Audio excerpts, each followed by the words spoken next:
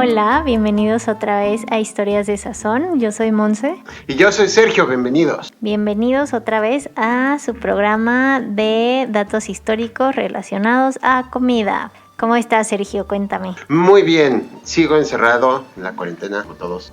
Todos, sí.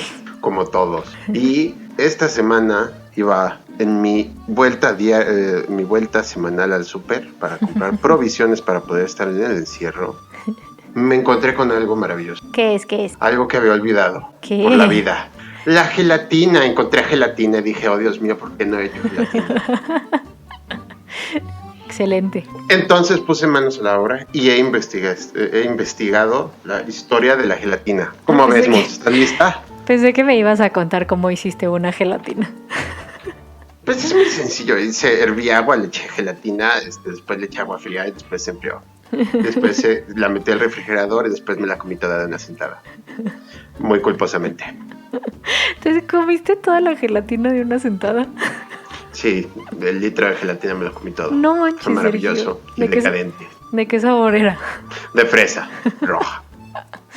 Ay, bueno, está bien. No te voy a juzgar por eso. Decadente. Estamos en cuarentena. Sí, y me sentí mal después.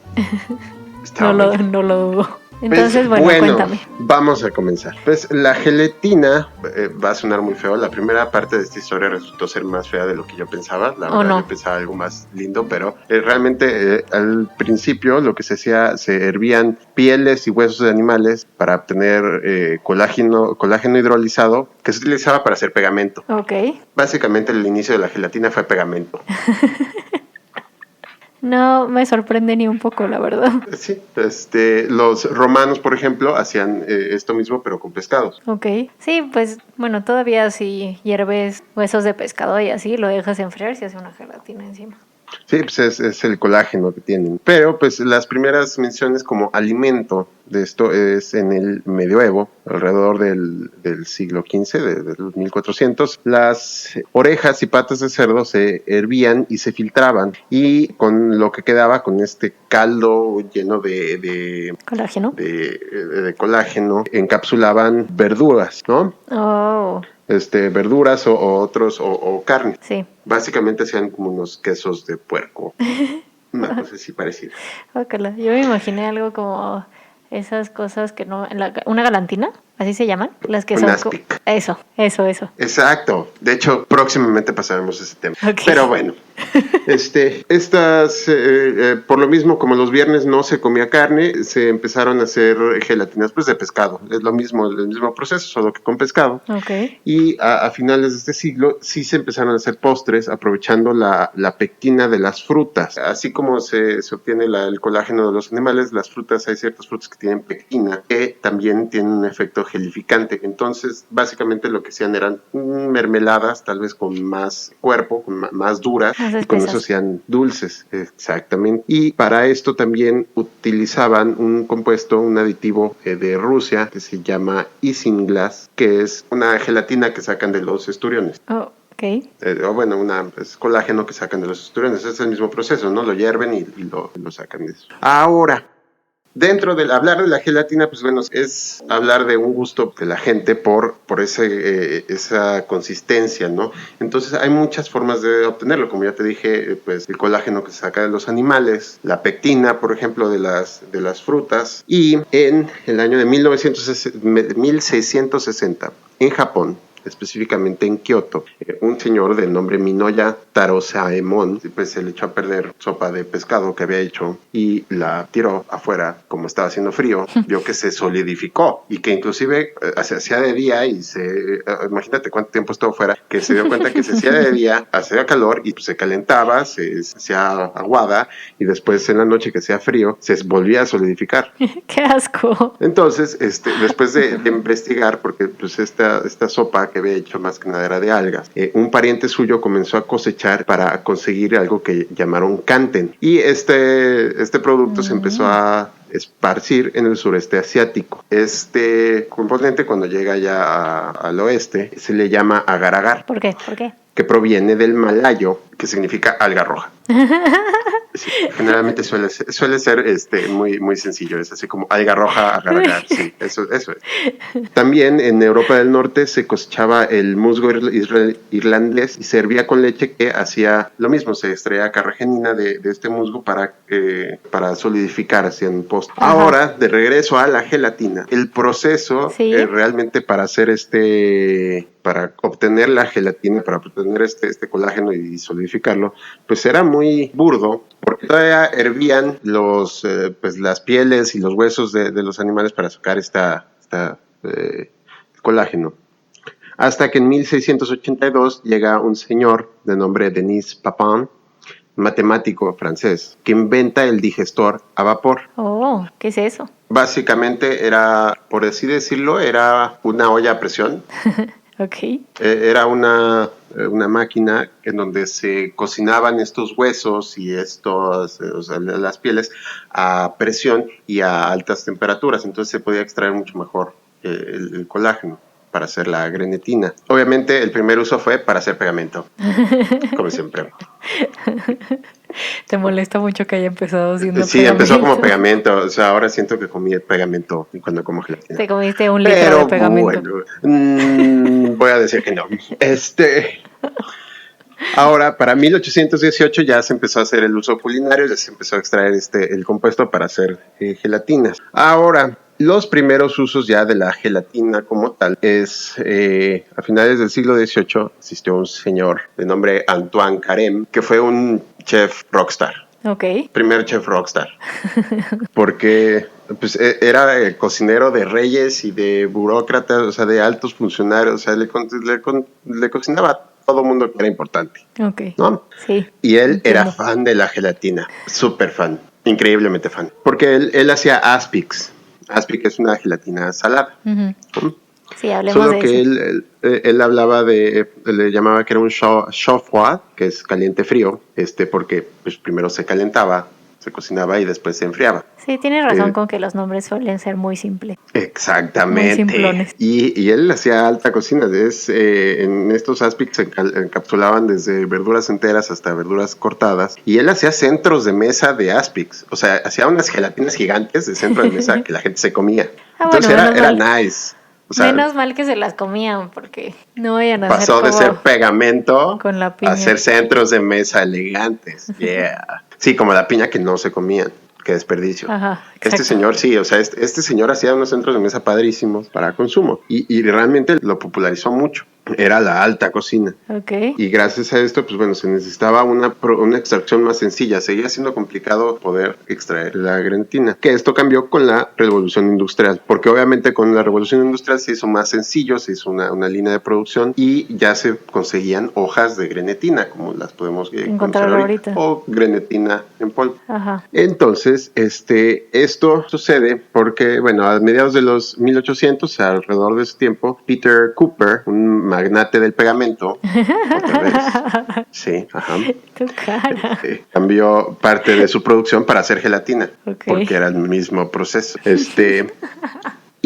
E hizo la primera gelatina preempacada que llevaba limones procesados, azúcar, huevo y especias. Él hizo realmente la primera gelatina preempacada para hacer el postre. Exactamente, no tanto de polvo porque pues tenía como piezas un poquito más grandes. O sea, no era exactamente solo polvo como las conocemos ahorita, sino tenía como cachos de limones, cosas lindas. Okay. Y después, alrededor de esos tiempos, a finales del siglo XIX, llegó un señor de nombre Pearl B. Wyatt, también neoyorquino, los dos eran neoyorquinos porque resulta que todo sucedía en Nueva York en esos tiempos. Okay. Que decidió hacer una mezcla de gelatina, azúcar y colorante. Oh. Y por sugerencia de su esposa, la nombró Yellow. Oh. Que, bueno, los que conocen en el súper, todo mundo creo que ha conocido a la gelatina Yellow. JELL-O. Los conocedores de gelatina saben de qué hablamos. Obviamente. Este señor, pues, no lo pudo vender muy bien, para ser muy sinceros. ¿No? Muy mala mercadotecnia, no le fue bien. Entonces, le vendió a Francis Woodward, un orador del tiempo, la marca, en 1899, que también le costó trabajo, ¿no? Uh-huh. Estaba mal posicionado, o sea, como que la gente no la compraba. Entonces, ¿qué hizo este señor? Mandaba vendedores muy guapos, muy bien peinados, uh-huh. ¿Sí? Unos coches bien arreglados, a regalar muestras. Mira. Y gracias a esas muestras y unos recetarios que estaban entregando el tiempo, empezó a hacerlo muy popular. Conforme se fue extendiendo la refrigeración, conforme se empezó a extender la refrigeración, se hizo más accesible al público, también pues crecieron las ventas y de la misma forma él empezó a vender estos paquetes en polvo, ya era muy sencillo hacerlos. ¿No odias cuando la persona que inventó la cosa no tiene éxito, pero luego alguien más se la compra y sí tiene éxito? Odio esas historias. Pues realmente este señor, o sea, Francis Woodward, que creó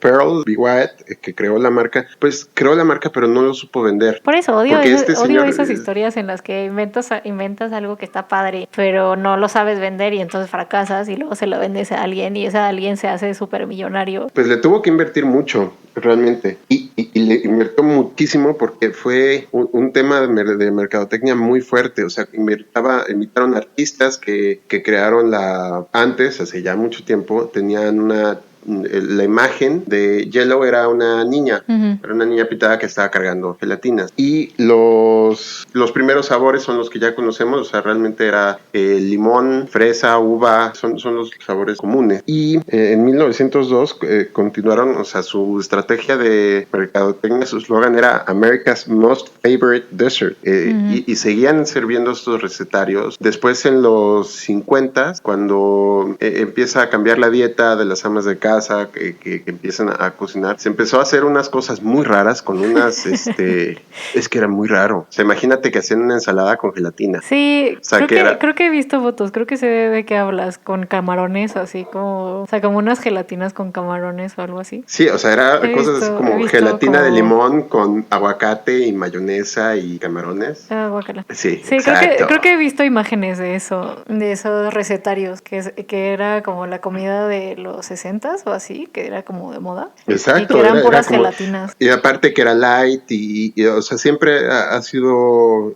como una preparación de dieta, uh-huh. O sea, siempre lo recomiendan para las dietas y se sigue siendo popular. La verdad es que es algo que se sigue consumiendo y que sigue siendo pues relevante. O sea, realmente ya no es algo muy sencillo de preparar, porque como te dije al principio, es agua caliente, le agregas el polvo, después le agregas agua fría y ya está. Uh-huh. Sí, yo tengo un amiguito que es fans de las gelatinas y siempre anda comiendo gelatina. Yo no sé.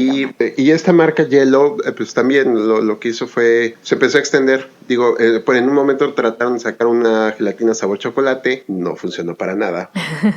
Y después ya sacaron pudines, o sea, la preparación para hacer pudín, sabor uh-huh. chocolate vainilla, que funcionó mejor. Y llegaron a sacar gomitas y así se fue extendiendo. Realmente se quedó como gran parte de las cosas en los 50. Es una de esas preparaciones que se extendió gracias a las amas de casa de los 50. Todo el mundo, o sea, era muy sencillo, entonces era de las primeras cosas que preparaban la gente que no sabía cocinar bien o que todavía estaba iniciándose en la cocina, pues eran de las cosas que podían empezar a hacer. Y un postre que siempre era bien recibido, o sea, realmente no conozco a nadie que me diga no me gusta la gelatina. Pues sí, eso es verdad, es difícil que no te guste la gelatina. Yo sí conozco gente que no le gusta la gelatina, de hecho, pero es una persona. En shock, es la primera vez que lo escucho. ¿En serio? Sí. Bueno, o sea, es solo una persona que conozco, que me acuerde ahorita, que de verdad no le gusta la gelatina. Pero sí, en general. Muy sencillo. En general es bien recibido. Exacto. Entonces, esta fue la historia de la gelatina. Deliciosa gelatina. Wow, estuvo muy padre. Gracias. Pero, gelatina, oye, la gelatina de chocolate, me quedé pensando, sí, ahorita ya tiene más éxito, ¿no? O sea, porque... Es que primero era gelatina de chocolate, era... ¿Con agua? Gelatina de agua, exacto. Sí, porque ahorita ya, o sea, en el empaque te dice que la hagas con leche y queda como bien rica. No, y ellos lo que hicieron sacaron, o sea, lo primero que sacaron fue una gelatina de agua. De hecho, como dato curioso, uno de los primeros sabores dentro de los que conocemos, ya tomamos como normales, como limón, fresa, uva, Ajá. era sabor pasto. ¿Qué? ¿Pasto? Sí, pasto, aunque no lo creas. ¿Por? No tengo idea, no pude encontrarlo. O sea, antes de eso sí, o sea, sí había referencias que se utilizaba gelatina y que era sabor pasto. ¿No Por alguna sería extraña razón, como ya no lo sabor hacen. pasta, como el helado de pasta? No, sabor pasto. Grass, sí. Voy a buscar sobre eso. Me interesa. Y la del chocolate, al principio lo hicieron con agua, o sea, era una mezcla de gelatina sabor chocolate que se le agregaba agua y ya está. Solo que, pues obviamente, imagínate, primero el color no debió haber sido muy apetecible y es chistoso, ¿no? Ajá. Y no les funcionó, lo sacaron, pero después lo hicieron, ya le incorporaron a la mezcla leche en polvo. O sea, lo que hicieron fue un pudín, realmente un pudín Ya. instantáneo, no una gelatina de agua. Pero para Ya que sea ahorita, pudín tiene que tener menos grenetina, ¿no? O sea, menos...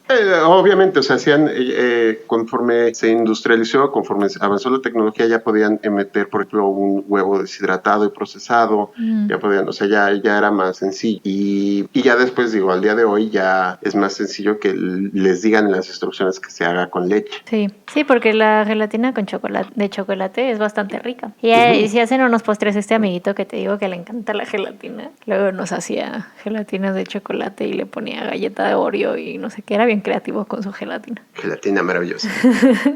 Y al día de hoy se sigue utilizando, digo, ya no se utilizan los Aspix tanto, ya no son tan populares, pero Qué bueno, porque son horribles. al día de hoy creo que uno bien hecho debe ser rico, porque nosotros, o sea, al decir Aspic, a decir una gelatina salada, nos imaginamos algo así, ¿no? O sea, una gelatina de molde, o sea, una gelatina, ya sabes, formada como curvita, con camarones flotando por ahí, pero si lo tomamos así, puede ser una gelatina muy interesante, o sea, puede ser interesante el sabor. Ya no se utilizan mucho, pero estos espesantes y gelificantes se siguen utilizando, gran parte en la alta cocina para hacer salsas, para hacer texturas en los alimentos y presentar los platillos con una forma diferente, ¿no? Sí, no sé. Yo la única vez que he hecho un aspic en mi vida fue en segundo semestre de la carrera y en el examen final de cocina y no le puse sal.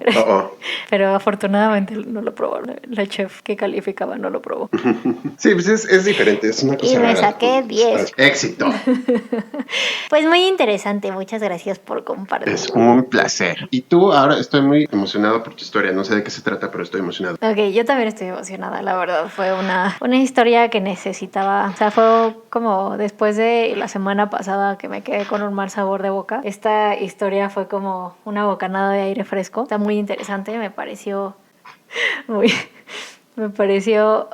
muy interesante. Entonces, o sea, solamente voy a como una advertencia que no es exactamente sobre comida mi historia.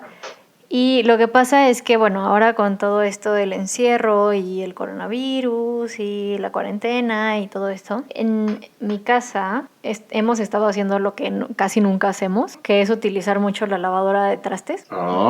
Porque con la paranoia del virus y así, el calor de la lavadora de trastes, pues ayuda a sanitizar los platos, ¿no? Entonces, un día estaba llenando la lavadora de trastes y le conté a mi mamá como esta historia, que ya la sabía como grandes rasgos, pero no bien. Y fue como, creo que esa es una historia interesante para contar en Historias de Sazón. Entonces, es lo que voy a contar hoy, la muy interesante historia de las lavadoras de trastes. Entonces, acaba. Maravilloso, soy fan. Empecemos. Entonces, bueno, nuestra historia comienza el 3 de agosto de 1913, cuando nació Josephine Garis, que era bisnieta de John Fitch, que fue inventor del barco de vapor. ¡Wow! Ajá. Bueno, no fue el primer barco de vapor del mundo, pero él inventó un tipo de barco de vapor en Estados Unidos. Y también fue hija de un señor llamado John Garis, que era ingeniero civil y que fue parte del equipo de gente que construyó la ciudad de Chicago. ¡Wow! Antes del gran incendio. Y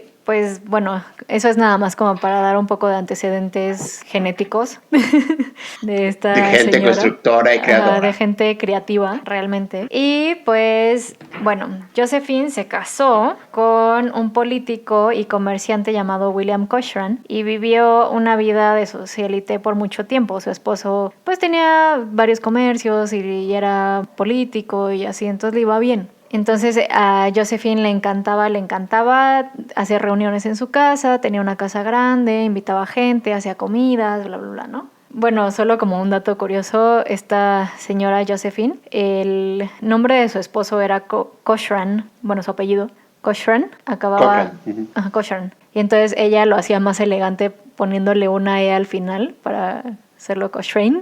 Oh, elegancia. Ajá, sí, ella era una señora muy elegante, pues, ¿no? O sea, como que vivía la buena vida, ¿no? Entonces, bueno, así vivió su vida en general y cuando tenía 44 años se dio cuenta que varias piezas de su vajilla de China, de porcelana china, estaban despostilladas y era porque su servidumbre no estaba teniendo el cuidado necesario para lavar las piezas de porcelana fina que necesitaban y se les estaban despostillando, ¿no? Como que las azotaban o lo que sea, se les empezaron a despostillar y entonces pues ella empezó a lavar, o sea, dijo como no, o sea, esta vajilla ha estado en mi familia desde el siglo XVII, o ya sabes, y no estoy dispuesta a que me la destruyan estas gentes me están rompiendo mi vajilla. Esta es mi elegantísima vajilla que fue mi herencia, que fue herencia de mi madre, ya sabes. Entonces empezó a lavar ella las piezas de la vajilla, pero como era pues una señora de cierto nivel, era acaudalada y rica y nunca había tenido que lavar trastes en su vida, se dio cuenta que odiaba lavar los platos. Básicamente. Dijo, ¿qué es esto? ¿Cómo es posible que me pongan a lavar que no lo platos quería a mí? hacer, ella no quería lavar los platos, pero tampoco quería que lo lavaran las sirvientas porque las estaban rompiendo. Entonces se dio a la tarea de inventar una máquina que lo hiciera en su lugar. Porque eso era lo que hacía la gente antes. Ajá. Esto no me gusta hacerlo, voy a inventar una máquina que lo haga. Sí, básicamente, o sea, fue como, ¿qué es esta porquería? Es como hoy en día, me da flojera hacer eso, voy a inventar una aplicación que lo haga. Ajá, exacto. Sí, pues básicamente fue el tren de pensamiento de Josephine, ¿no? Fue como, esto es indignante, odio lavar los platos, pero no quiero pero que me lo rompen. Ajá, pero no quiero que me los rompan, entonces voy a Exacto. inventar una máquina que no los rompa y que y que los lave por mí. Entonces, bueno, su diseño no fue la primera máquina lavavajillas que se había registrado antes, o sea, ya había patentes posteriores de máquinas lavatrastes, una inventada por un señor llamado L.A. Alexander, que era básicamente como una cubeta de madera, donde ahí metías los platos y los cubrías todos con jabón, diré con agua, y los cerrabas y tenía como una manivela que movía el agua alrededor. Entonces... O sea, literal una lavadora con platos. Ajá, pero, o sea, solamente movía el agua, no movía los trastes, no era nada efectivo para limpiar. O sea, era básicamente... Solo los remojabas tantito. Ajá, sí, hazte cuenta como si tú llenaras tu lavabo de agua, metes los platos y le mueves así con el brazo. ¿Ya sabes cómo? Lo entiendo y no funciona para nada. Ajá, entonces no era para nada efectiva. Entonces, por otro lado, Josephine sabía, o sea, en su diseño o en su cabeza, ella pensaba que la forma más efectiva para lavar los platos sería con chorros de agua caliente, jabonosa, que azotaran a los platos, pero que los platos estuvieran como agarrados en una rejilla, o sea, para que no se estuvieran moviendo y no se rompieran. Sí, que pudieran estar estáticos, fijar los platos de cierta forma. Fijar los platos y que el agua los estuviera como cayendo constantemente para que el movimiento fuera un poco más agresivo. Y además el agua tenía que ser caliente y tenía que tener jabón. Ajá, entonces se dio a la tarea de medir todos los platos de su vajilla para diseñar una rejilla en donde se pudieran como... embonar perfectamente, para que no se rompieran sus platos. Ajá, para que se pudieran acomodar firmemente y les pudiera estar cayendo el agua, y los colocaba dentro de una cubeta de metal que tenía en la parte de abajo una caldera de cobre y un motor que igual era manual, o sea, parecido al del pasado, y y le daban así con la mano la movías para que se moviera el agua y se hicieran chorros de agua caliente jabonosa. Y ya al final nada más abrías la cubeta y con una tetera de agua caliente los enjuagabas. Y tenía que ser con agua caliente para que el mismo calor de la del agua, Ajá, porque si del le agua. echaban agua fría se trotaban, ¿no? Entonces se rompían por cambio de temperaturas. Eso, y además el agua caliente ayudaba a que se secaran más rápido. O sea, con el mismo calor de los platos que agarraban en el agua, se Oh, evaporaba más rápido y entonces exacto. ya nada más los tenías que Rápido. sacar de la rejilla y guardarlos. Entonces, y bueno, pues con el tiempo ya cuando evolucionó su patente, se introdujo un ciclo de enjuague automático. Y pues bueno, en esas estaba Josephine de diseñar su máquina cuando su esposo falleció, dejándola con muchas deudas y poco dinero a su nombre. Entonces, Oh, qué mal.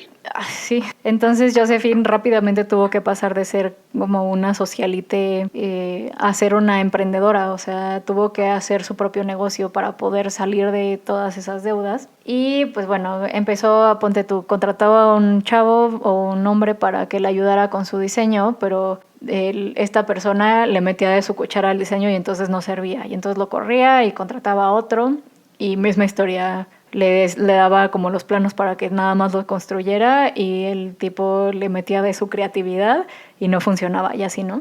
Hasta que por fin contrató a un señor llamado George Butters, que era mecánico del ferrocarril de Illinois, y él sí se limitó a hacer lo que le pedían. Entonces por fin tuvo un prototipo que funcionaba para formar su compañía. De hecho, el primer prototipo lo puso en su casa porque odiaba lavar platos. Y ya Éxito. atrás como en una cabañita atrás de su casa fue en donde se pusieron a construir más máquinas lavadoras. Y pues pronto su compañía creció bastante pero su mercado principal eran restaurantes y hoteles. O sea, Sí, porque tenían muchos platos que lavar porque y tenían necesitan muchos ser platos que más lavar rápidos. y además las máquinas de Josephine, pues en primer lugar eran muy caras para una familia normal. En segundo lugar ocupaban mucha agua y energía que las casas no tenían la infraestructura para utilizar Para la alimentarlas, máquina. O sea, claro. como que no había tuberías con agua caliente, no había nada de eso, entonces como que era poco viable. Y en tercer lugar, a las amas de casa les gustaba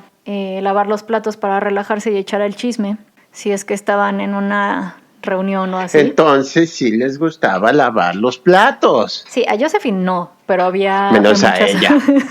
había muchas amas de casa a los que sí les gustaba, o sea, las personas comunes que no Era tenían el sirvientes momento y de echar así. el chal. Ajá, o sea, si había alguna reunión o con las tías o lo que sea, pues ahí se pasaban a la cocina a lavar los platos y no venía el marido a estar de chismoso y así. Entonces, pues esa era como una de las razones principales por la que la máquina lavadora de trastes no era tan popular en las casas Como algo comunes. casero, claro. Ajá, pero pues sí era súper popular con los hoteles y con los restaurantes. Tú no me dejarás mentir que se Es lo necesita. máximo, la quiero mucho. Se necesitan las La máquinas quiero lavadoras de mucho. trastes. Es lo Entonces, bueno. máximo. Josephine después admitió que la parte más difícil de cambiar su vida de socialite no había sido convertirse en inventora o mecánica, sino el promover su producto. Porque en esa época las mujeres no iban a hoteles si no era en compañía de un hombre. Y Josephine tenía que ir sola a hacer las ventas de la lavadora de trastes, irse y reunirse con pues los directivos de los hoteles y así. Entonces era como un ambiente muy imponente para ella. Oh, claro. Pero lo logró muy bien. Éxito, Josephine.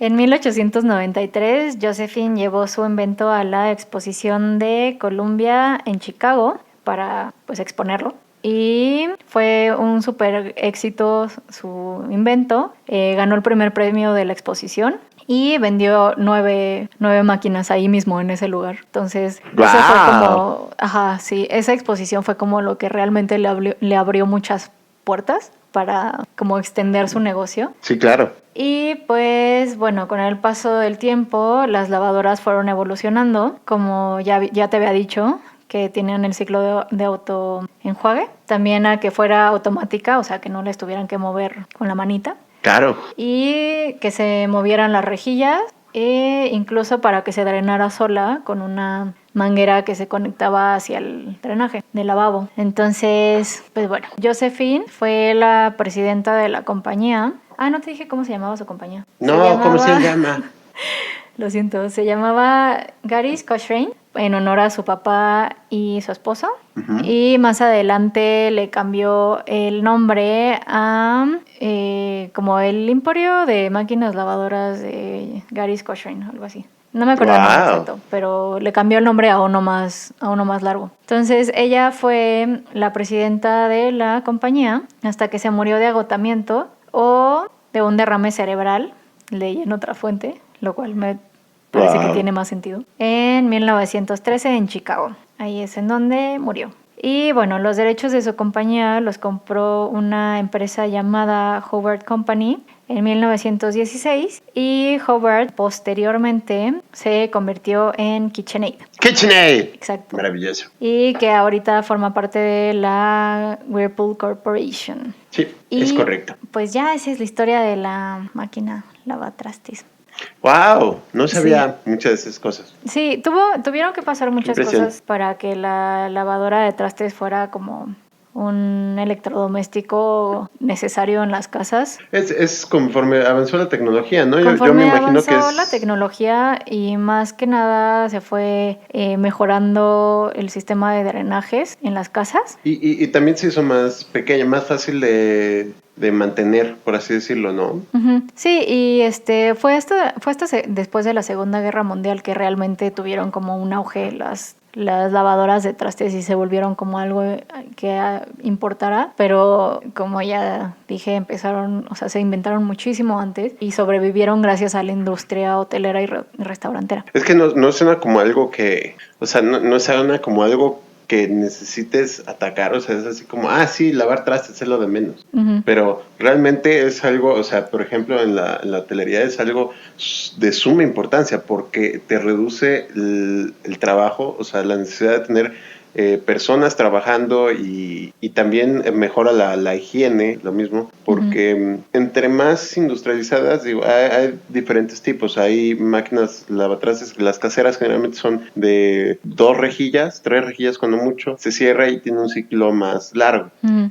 Las máquinas más industriales hay de 2 tipos. Hay una que es un cajón que simplemente se mete una rejilla, Y se sale del cierra otro el lado. cajón, solamente se cierra el cajón, se lava los trastes y solito se abre. Entonces ya continúan sobre un riel y es manual. Es algo más pequeño para no gastar tanto, o sea, también depende de las capacidades. Ya más profesionales, ya existe un riel automático en donde entran las rejillas, pasan por un ciclo de lavado que tiene jabón y después pasa por un ciclo de enjuagado y abrillantado. Allá hay productos de abrillantado de platos que ayudan igual para que salgan brillantes y bonitos los platos. Pero sí es una... luego se da por sentado, Sí. pero en un hotel, por ejemplo, que está sirviendo banquetes de 200 personas, 300 personas, son 600, 800 platos que hay que lavar y no, o sea,